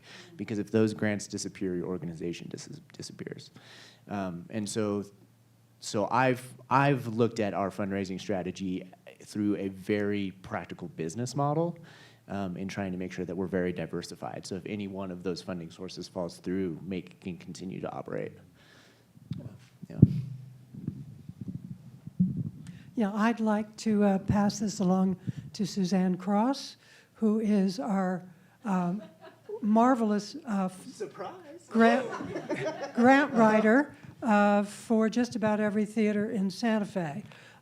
She has a very good understanding of where the money comes from and where it goes to. So Suzanne, maybe you could address this question. Can y'all hear me? Yeah, I'm going to give you a mic. I'll get you for this, girl. I am lucky enough to write grants for several of the theaters here in town. I've done it for about 5 years now. And I am happy to say that we have gotten 100% of all the grants we've applied for in the last year. But that is based on, among other things, before the current administration. And obviously, this is going to utterly change for all of us. Luckily for the city of Santa Fe offers $15,000 grants that are available to local theaters, and it's funded by the lodger's tax here in Santa Fe. No federal monies, thank you, Lord. The NM Arts is literally frozen at the moment. It had been a standby for every theater, $5,000 to $10,000 a year, which makes a big difference. I just got a notice that they're having a big talk tomorrow. They want us all to Zoom in. I suspect they're going to tell us they're not able to give us any money this year because the National Endowment for the Arts will not tell them if they've got their grant funding. So we are, on most of the groups I work with, we're trying to switch to dealing with foundations. As most of you may know, foundations that create a charitable wing have to give away a certain amount of money every year, and they usually do it for a variety of good causes. And we are still exploring that with most of the groups I work with, but I have discovered something, which is that if we collaborate, if a couple of theaters get together and we put our ideas together, we get more success from foundation funding, like McCune, which has been mentioned several times, than we would otherwise do. So I would say that the state of most of the theaters in town is that the grants that they get are a critical part of their infrastructure, but not the total part of their infrastructure. It gives us the opportunity to do things we would not otherwise do, to be able to buy more advertising, to be able to increase our base of support. But if we lose it all tomorrow, we'll find some other way. The theater in Santa Fe is very healthy right now. So does anybody know if any of the grant writers themselves are changing the way they stipulate the grants based on the change of circumstances? In other words, you were just talking about potential collaborations and more money available as a result of those collaborations. Do any of those collaborations involve leaving the realm of the theater and collaborating with other art forms? If there is one magic word I found in theater grant writing, it is education. The minute we step out of our production and start bringing in young people and students, everybody's happy, I think. That's great, thank you. That's exactly what I was looking for. Yeah, that's true. So that's what, Roger, you're experiencing, that because you're bringing in feeding people as well as other economic needs, it's opening you up for more money. Much more, yeah. And, when we started, we were really had focused on sort of the fine arts and just the classes. But as the community needs presented themselves and we began to respond more as social workers, in a sense, that mentality, that has opened up a much broader, healing and goodwill, and then the funding. Who knows what's going to happen, when the spigot really shuts down from the federal government, because it's just going to, be like a domino effect. But we just hired a really capable grant writer. Up to that point, I had been doing much of the grant writing with a small team, insular, and having great results. But boy, it's been wonderful. So I would really strongly suggest investing in, and I like the idea of a collaborative, it's amazing. Thank you, you're a blessing, because it works. It forces us to think about community, right? How can we be creative? How can Wise Fool not be suffering if we could just find a way to have moving arts collaborate, just as one example? Yes. We're always on the phone talking, God, if we can get this site in Santa Fe County, maybe we can have enough space to bring you guys in and we can be together. And that would be really binding and really useful in battling this onslaught of negativity. So it sounds like one of the items we might want to put on the list for the 30th, for the final session, is the possibility of finding really talented grant writers who can be shared. Yeah. Can I just bounce off of that? Because I think as a young person, especially coming into this work as a co-director, there's a lot of like places for that kind of education to happen. And I think like MATA like is also another part of that sort of process of learning and teaching the younger people how to actually even do these things, especially writing grants. It's been an education having Chris Jonas, you know, who's in the audience as well. He's been helping us with figuring out how do you even write grants? How do you put them together in such a way that really shows like what you're doing, but also can elevate the work to the point where people can see that this is powerful. So there's also the need for having that like shared sort of resource that MATA can provide. Like, you know, imagine if we were all kind of in the same space. Yeah. We could have like jams where we're actually working with people on how can we talk about our community in a better way. Yeah, as all the partners have been talking about MATA, that's at the top of our mind, is finding ways for all of these organizations that are all operating independently right now. And each one of those organizations has an executive director, they have an accountant, they have a grant writer, they have operating staff, they have space, they have utilities. And if we could combine all of those costs into one overhead, it saves an incredible amount of energy and money, right? You just day by day. Right, and the more we can find ways to do that, and I think especially in the theater community, the better off everybody is. And sitting on the board at Santa Fe Playhouse, this is something we talk about quite extensively, and one of the reasons why we launched the Summer Festival Series is we want to be able to provide smaller theater companies space and resources and whatever, a lighting grid to be able to produce the art that they want to be able to produce. And we're also realizing that in doing so, all it does is it elevates everybody in the community, right? We're training more actors, we're training more directors, we're training more designers, and then maybe one day I'll get to be a scenic designer again. Love it. Yeah, and so that's the vision that MATA has, that's the vision that Santa Fe Playhouse has, and the more organizations that we can sort of team up and combine, the better off everybody's gonna be.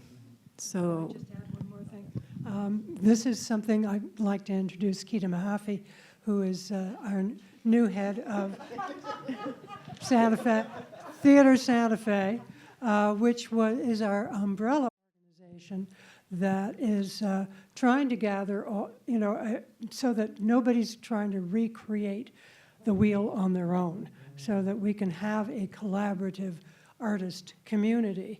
And the performing arts gets to be so myopic that because it's so hard that all you're doing is just trying to keep yourself afloat.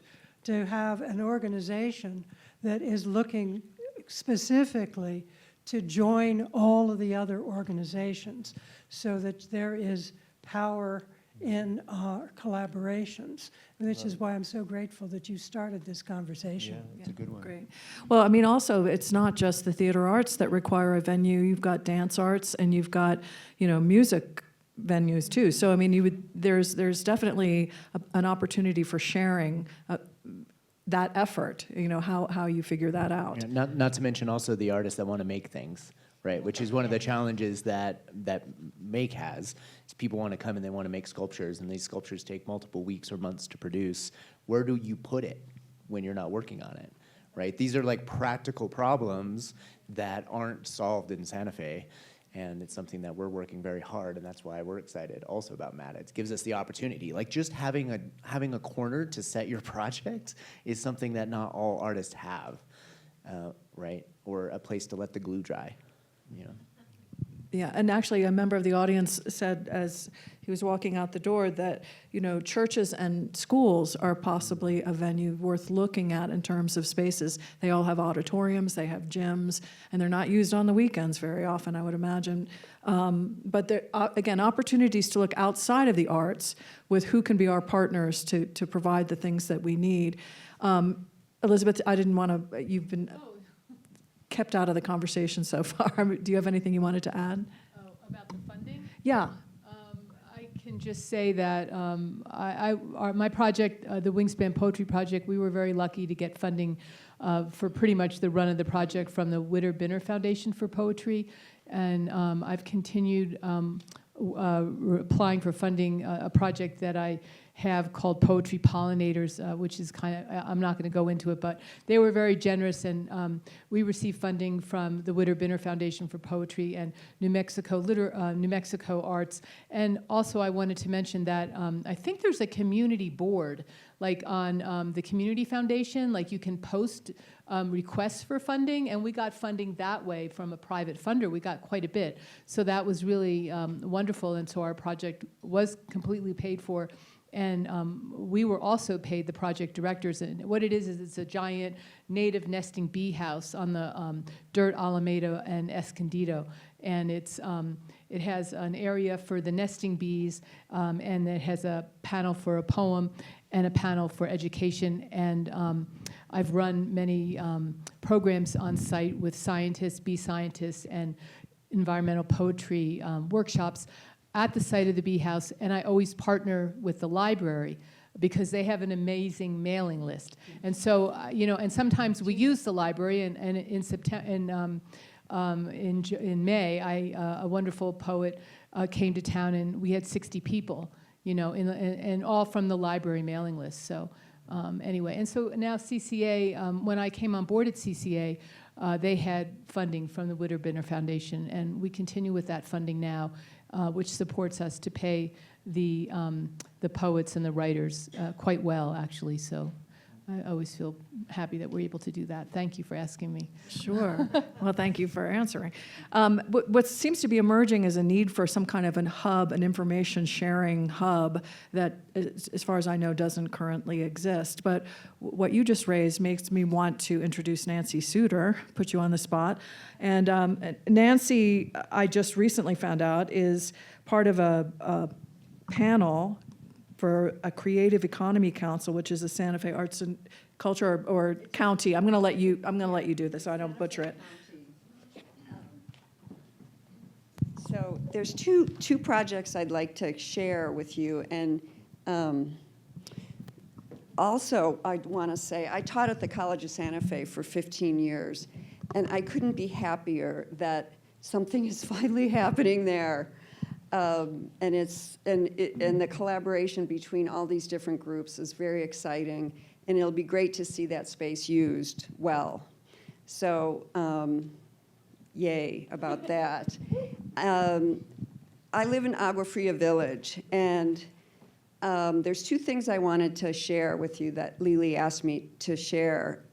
One is that in the village we've been the Agua Fria Village Association, has been working on a plan for a cultural center in Agua Fria Village. The village is outside of city limits.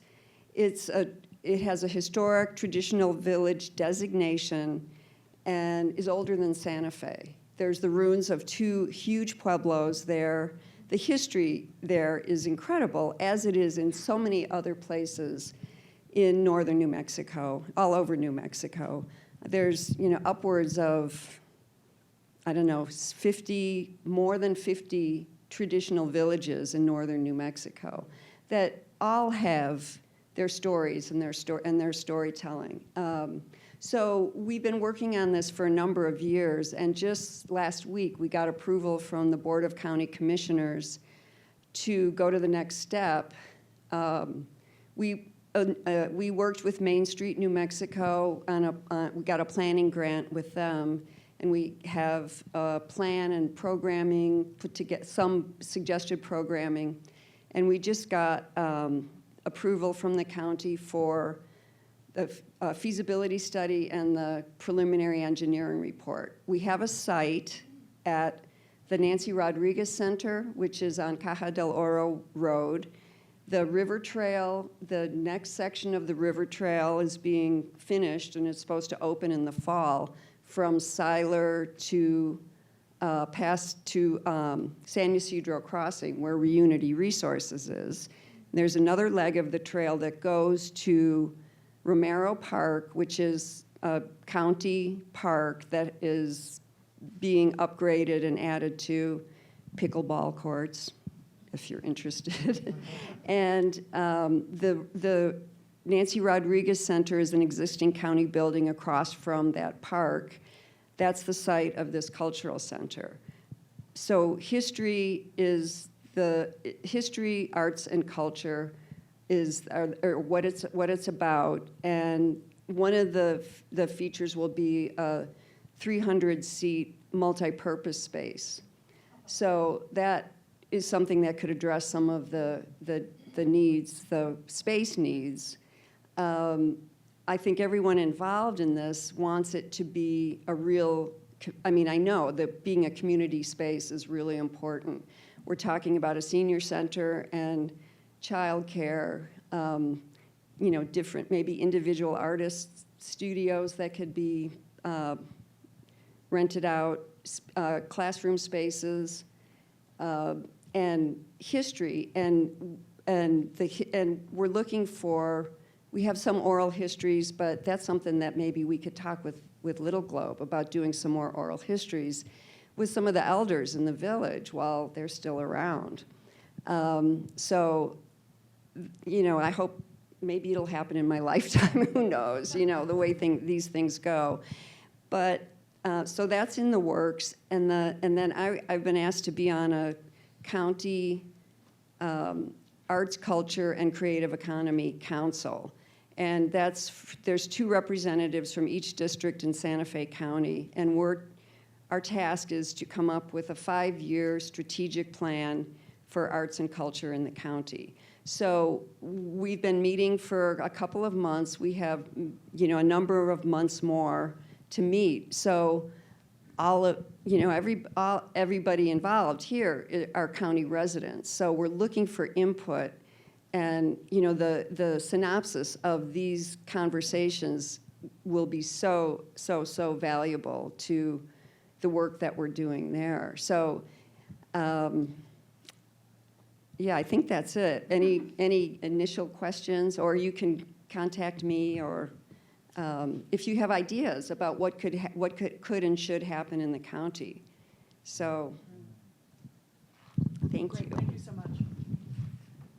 I was excited to hear about this because last week we brought up the topic of political will, and we learned that there is political will. It's just a question of how do we integrate a conversation like this? How do we present the information, the findings? And I offered to Nancy that maybe we can compile some information and make it available to her committee so that they can glean a little bit more about what the community is asking for and up against.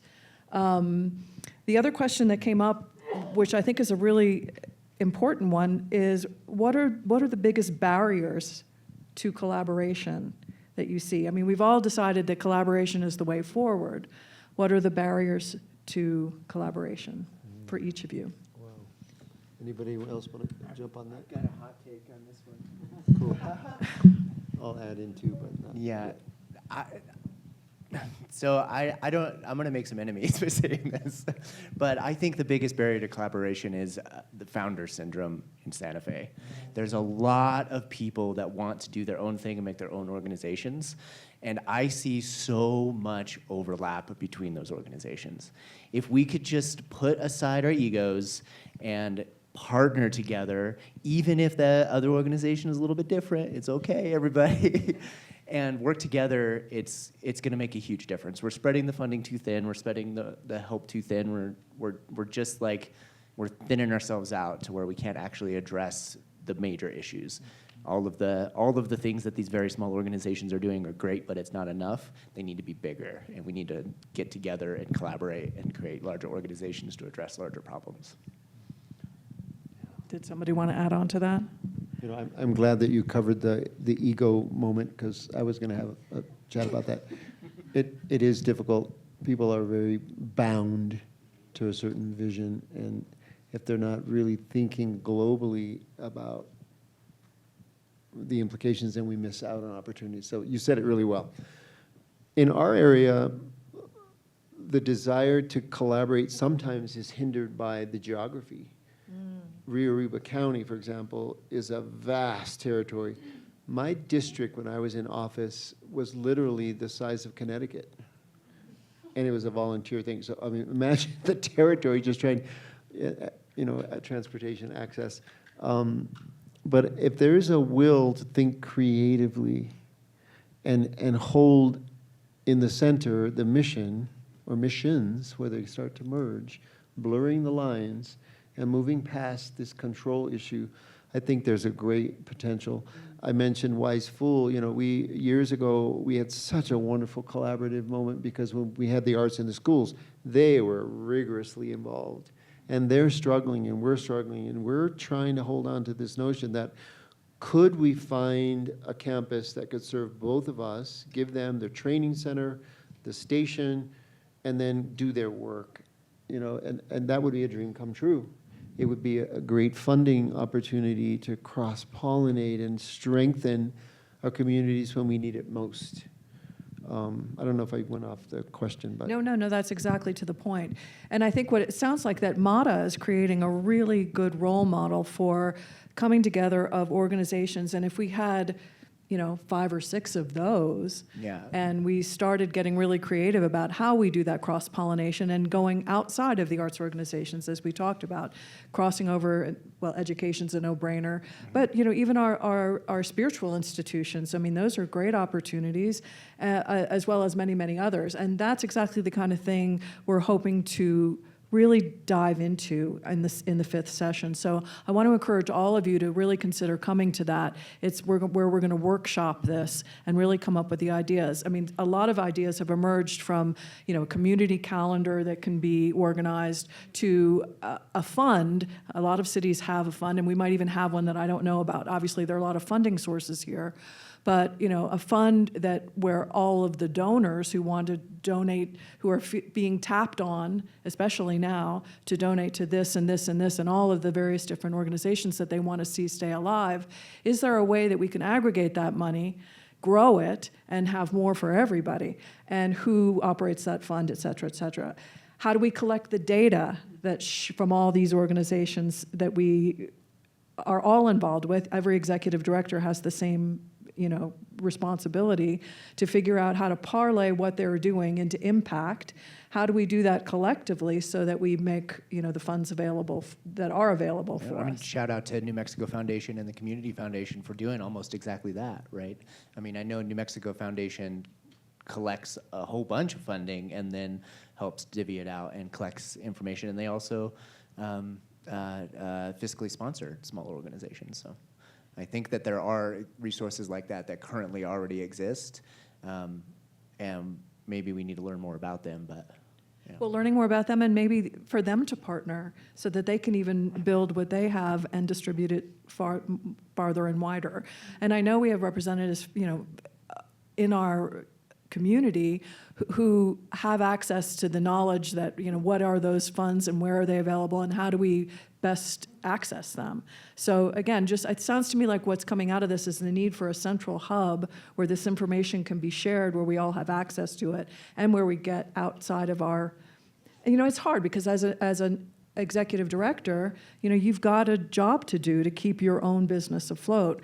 But it sounds to me like what the new paradigm is, working together to lighten all of our loads. Yeah. So you were kind of almost out of time, guys, if you want more time to network. Any other questions that have come out of this conversation that anybody wants to address? Yes. Am I crazy, or do you all have the feeling that the Midtown campus, MATA, and some of y'all moved into that area may be a wonderful sort of a generative fact that we can all use to network in the next couple of years? Yeah, Yes. absolutely. I think you'll probably agree with me. Our ambition is to make this a model for not only people in Santa Fe and other organizations in Santa Fe, but to be used across the nation as a collaborative way of merging multidisciplinary organizations. I think that's exactly what we're trying to do. If I could just say that the boundary question also makes me think also of that same solution, because a lot of the times we're looking for grants, we find that our partners are also going for those same grants. Yeah. But when we're collaborating together and actually working on some of these projects like together, then we have a better chance of actually getting those grants. And I think having definitely sources, hubs like MATA, and also I think there's the Creative Lab Santa Fe that just started like this past like couple months ago. Like having those shared resources for sure can allow us to have like a more, like, not guaranteed, but definitely more clear way of getting those funds for us all. So yeah, I think there's a really strong argument for that happening nationwide, because dang. Like, Well, that's what the creative economy is sort of all about. That's the beginnings of it, and how do we move towards that? And I think what we're also finding is that there's a need for this conversation to continue. This panel is just the beginning of something that hopefully will continue, and how we continue that is another question that we'll be addressing on July 30th. And there was a question? Just a statement. MATA has a meetup every last Friday of the month at 8:30 a.m. Free coffee. Free coffee, Ahori's, At where? at SFAI on campus. Okay. 8:30 last Friday. Yeah, so these opportunities to get together and collaborate and network is definitely, I know Creative Mornings is a resource that we have that actually meets downstairs here at CCA. So, you know, keeping this conversation going. And one of the other things that came out of this that I just want to think is worth mentioning is keep in mind as we're doing all this, some of those smaller steps that people can do. I mean, everybody here has a million hats that they're wearing, a million things that they're trying to do, and we're all overtaxed financially, you know, time, et cetera. So I think some of the things that we're going to hope, the actionable items that we come up with on July 30th will be, what can we do, how can we chunk this down into small steps that anybody can leave this room saying, I'm going to commit to doing this one action. And if we all do one small action, I mean, you have these people up here who are hugely committed and devote their lives to it all the time. But we're a huge community, and we can all take little steps that get us there. We just have to decide where there is, right? So I guess, anybody want to say any closing remarks? I want to thank this panel, has been marvelous. I'd like to give a hand to them. And I'd like the rest of you to use this time to really network. And I'll challenge you to this. Come up with one thing that you can do that will carry this conversation forward, either among the people that are here or in your own day-to-day lives. That would be a great way forward. And thank you so much.